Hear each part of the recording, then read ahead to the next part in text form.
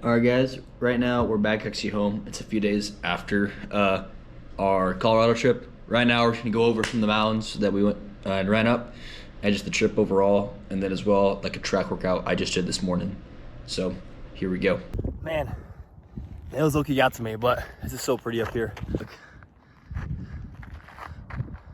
All right, right now we are 2 miles in. Probably went about like 800 feet. We're like halfway up. Let's go. We're on top, baby. Like 1,500 feet of vert. Let's go. The nature!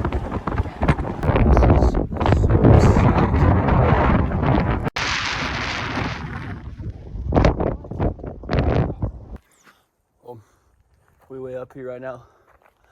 Back in the mountains. Let's go. I mean, come on now. Rocky Mountain National Park right over there. Long's Peak way up there. It doesn't get any better than this. Come on.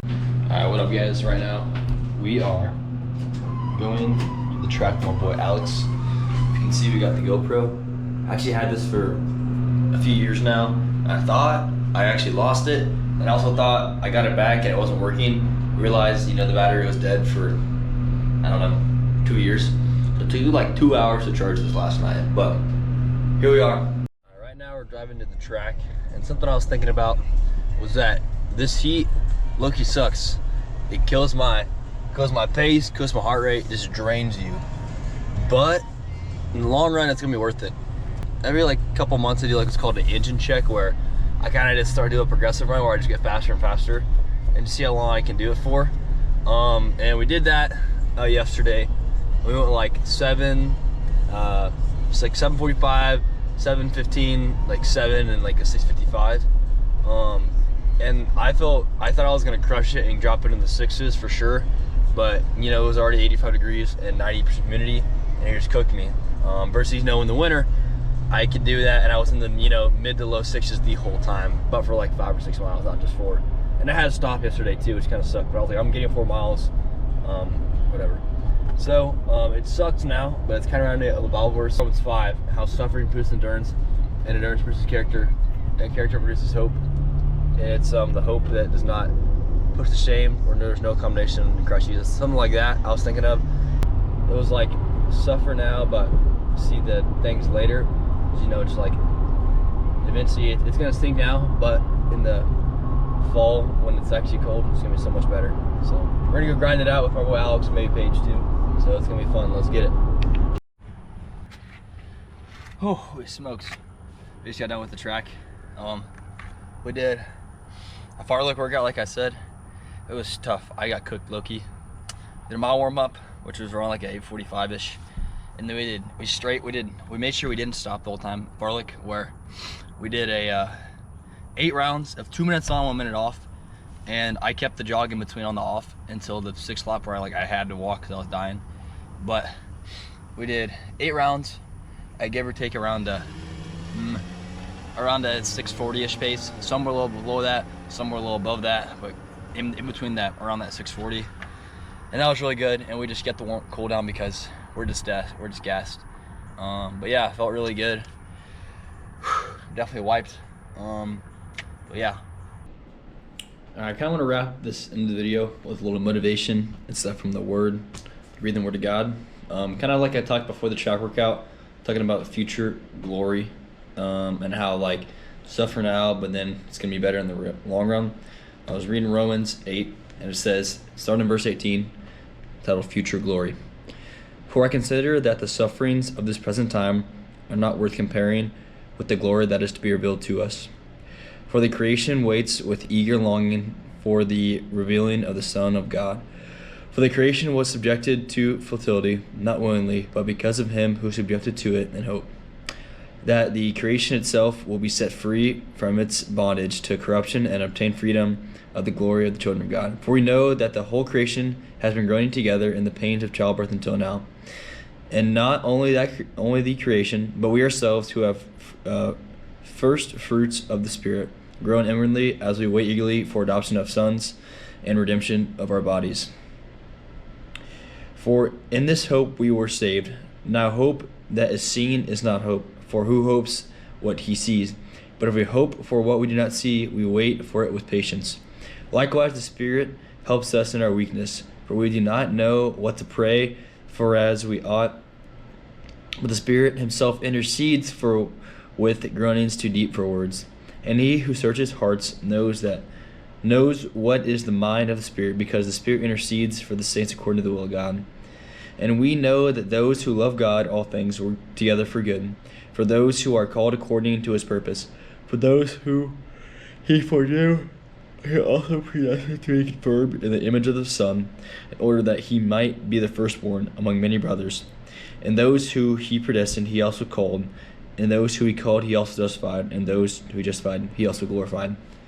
So that's kind of a lot, but more importantly, that first verse really.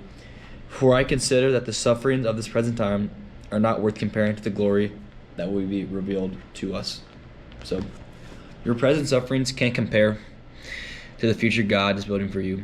Your weakness isn't a failure. It's where the Spirit steps in and guides you.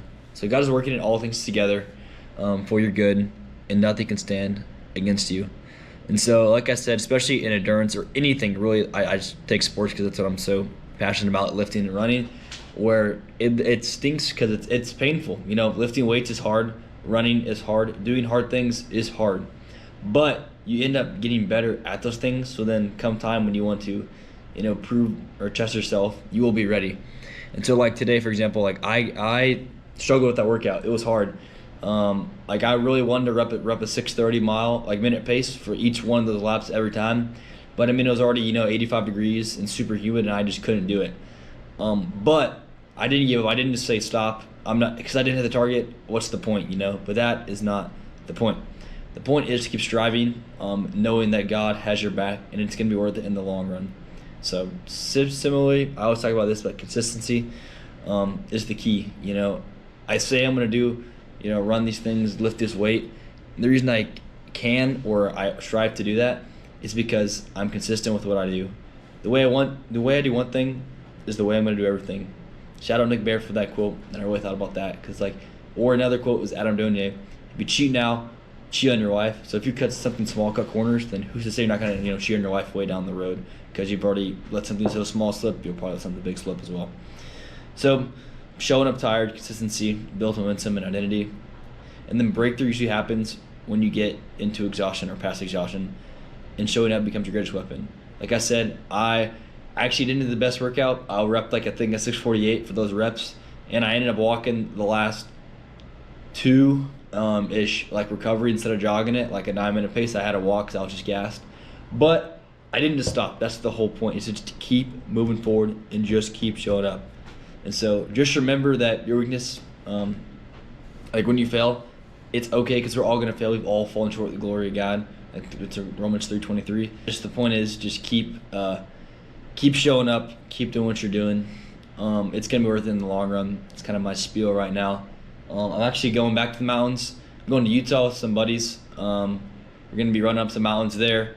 Going to be playing some golf, having some fun time, living up there in the high altitude for about 5 or 6 days. So another blessed by my parents to let me go up there as a graduation kind of present.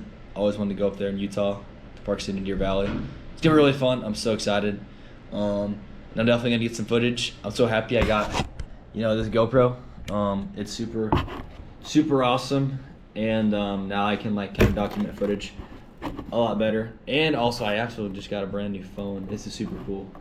Let me find it. I actually have it in the box right here. Hold on. Boom, right there.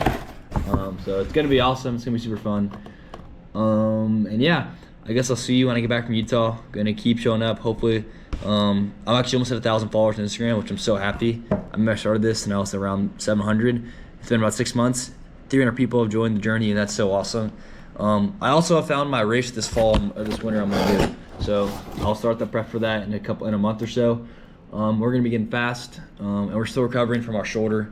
Like I said, I kind of tweaked it 3.5 weeks ago, re-aggravated it, took a week off, tried it again, wasn't good, took 2 weeks off, and then hit a pull session even though I didn't hit a push, and got sore the next day. So I'm like, what am I doing? My boy Alex gave me some stretching to do, so I'm gonna do that for about a week or so, or a week or 2 weeks, Always do mobility of my whole body as well. And then worst comes to worst, nothing's helping. Gonna go get it checked out by the doc or a chiropractor. So hopefully we don't get there. Hopefully we can get back to lifting those weights. And yeah, I'll catch y'all when I get back from Utah. Like, subscribe, follow the Instagram journey, and keep showing up and keep spreading the good news, because that's what the Lord has invited us to do. So on that note, see y'all later. Peace.